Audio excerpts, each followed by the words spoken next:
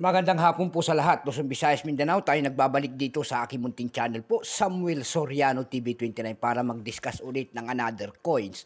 At ito po ay ating hilig po, pangulik ng barya. Ayan po. Magandang hapon po sa aking mga subscriber po kung saan kayong dako na mundo po. Ayan.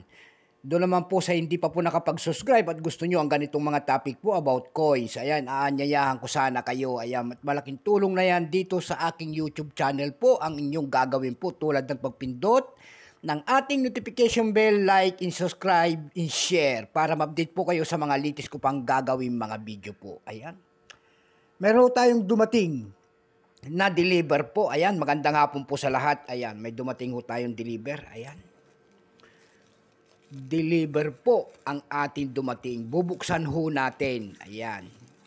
Kung anong klaseng deliver po ito. Ayan. Magandang hapon po sa ating mga senior citizen po dyan. Ayan po. Ayan. Huli ang ating deliver. Ayan. Dumating ang ating deliver. Ayan. Ayan. Nakakahon po ang ating deliver. Manipis lang.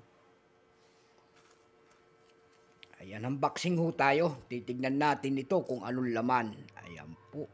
Magandang hapon po sa lahat.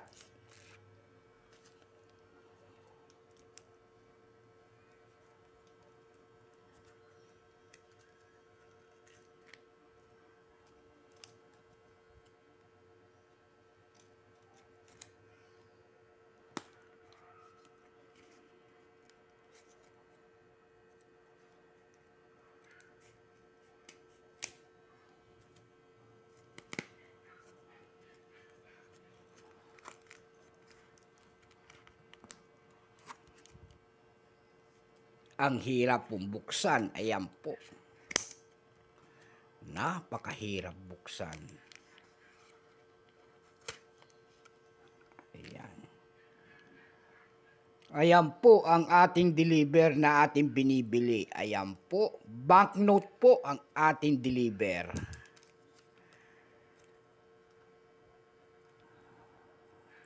Baka sino mayroon dyan po niyan, bibili natin mga ganitong mga banknote. Ayan.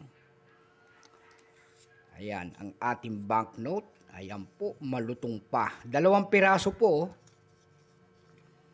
Ayan, 2 pieces po. Crispy pa po ito. Ayan.